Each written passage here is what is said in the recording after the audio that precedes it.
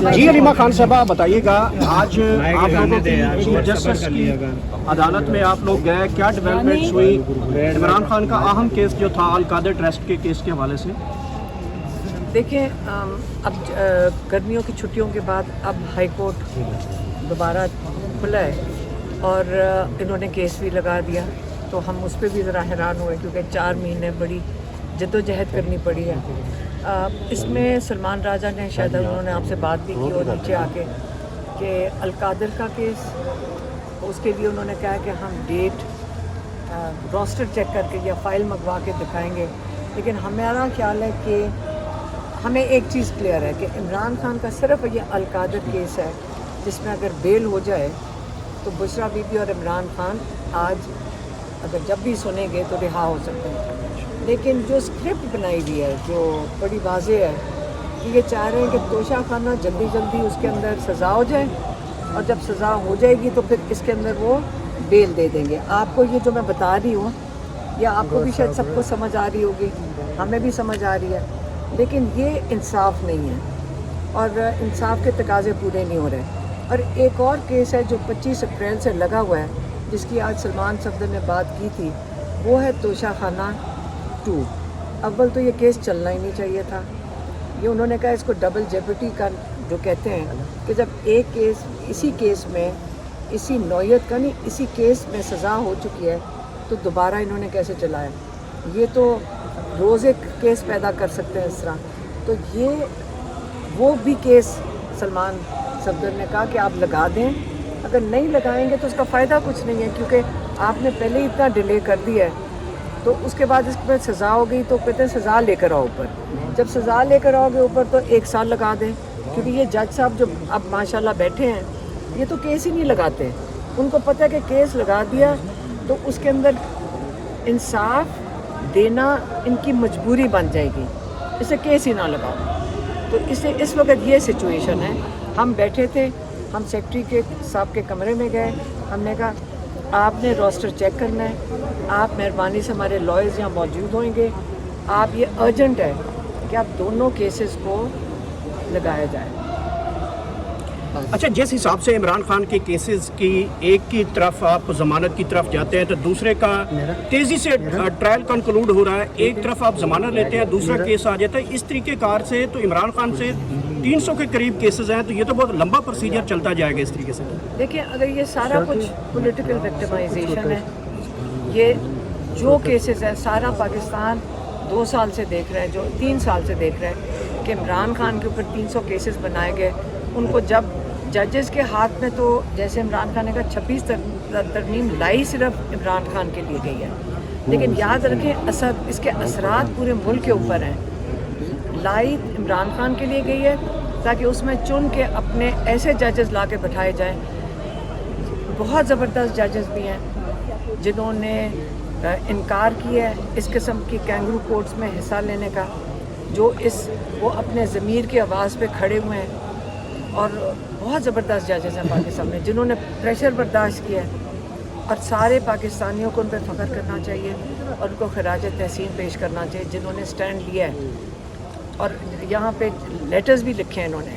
پاکستانی قوم کو اپنے ان ججز کے ساتھ کھڑے ہونا چاہیے، اور یاد رکھیں ان کا عمران خان کے کسی کیس کے ساتھ کوئی تعلق نہیں، لیکن انہوں نے پاکستانیوں کو انصاف دینے کے لیے سٹینڈ لیا ہے،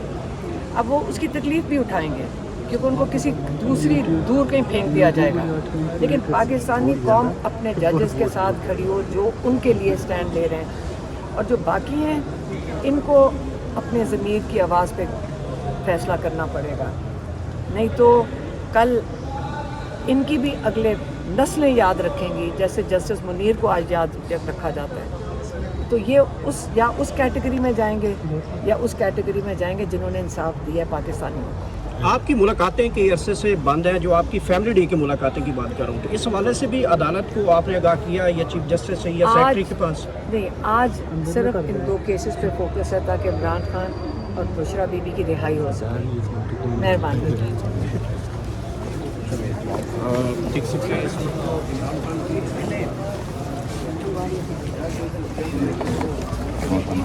بولے نا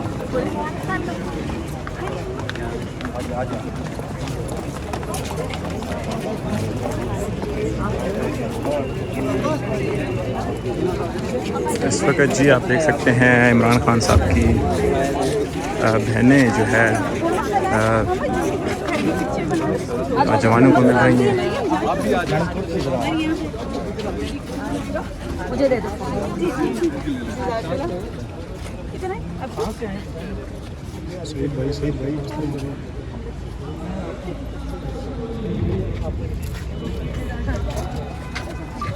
یہ جینسی بچے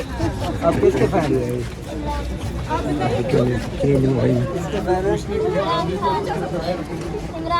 ان کا انتظار کریں گے، بڑے ہو کے تبدیلی لائیں گے پاکستان میں. ہماری وہ عمریں نہیں ہے، بچے ٹھیک کریں گے اپنے ملک کو.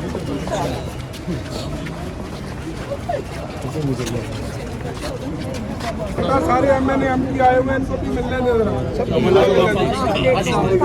بہت بڑی تعداد میں ایم این اے اور ایم پی ایز آئے ہوئے ہیں اور یہ آپ کی وجہ سے آئے ہوئے ہیں. ہمیں نہیں اندر آنے دی، ہم باہر سڑک پہ کھڑے ہوئے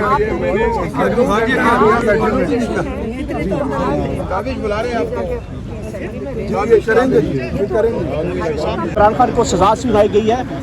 کیا ڈیولپمنٹ ہوئی ہے اس کیس کے اندر؟ بسم اللہ الرحمن الرحیم. ڈیولپمنٹ تو یہ ہوئی ہے کہ ارلی فکسیشن کی اپلیکیشن ہم نے فائل کی ہے، جو کہ جج صاحب نے اس سے پہلے بینچ بنایا ہوا تھا، 2 رکنی بینچ، اور پھر بعد میں انہوں نے اتنا ڈیلے کیا کہ محترم وہ چھٹیوں پہ چلے گئے. چھٹیوں کے بعد آج جب بینچ نیا لگا ہے تو انہوں نے اپنے ساتھ اعظم خان جو ہیں وہ ان کو ساتھ اپنے ساتھ بٹھا چکے ہیں. لیکن آج ہم نے ارلی فکسیشن کی اپلیکیشن موو کی تھی. پہلے تو انہوں نے بڑا اچھا آرڈر کیا، لیکن بعد میں انہوں نے بڑی انٹرسٹنگ بات کہی جو کہ ہمیں سمجھ نہیں آ رہی کہ یہ کس قانون میں اور کس لاء میں ہے، کہ میں آفس سے رپورٹ مانگتا ہوں اور تاریخ جو ہے وہ آفس سے لے لیں. اب آفس چلی گئی ہے تو اب سمجھ نہیں آ رہی ہے کہ چیف صاحب اس پہ کیا کرنا چاہ رہے ہیں. اچھا یہ بتائیے گا کہ یہ ایک واحد کیس ہے، مجھے ٹیکنیکل بنیادوں کے اوپر اس کے بارے میں بتائیے گا. اس کیس میں اگر ضمانت ہو جاتی ہے جس کی یہاں پہ سماعت مقرر کی جانی ہے، دوسری طرف ٹرائل جو ہے بڑا سپیڈی ٹرائل ہو رہا ہے اپنا توشہ خانہ 2 کا، اگر یہ ضمانت ہو جاتی ہے تو کیا عمران خان صاحب فوری طور پہ باہر آ سکتے ہیں، یا پھر جس ٹرائل چل رہا ہے وہ ٹرائل کا فیصلہ ہوگا تو اس کے بعد ہی کوئی فیصلہ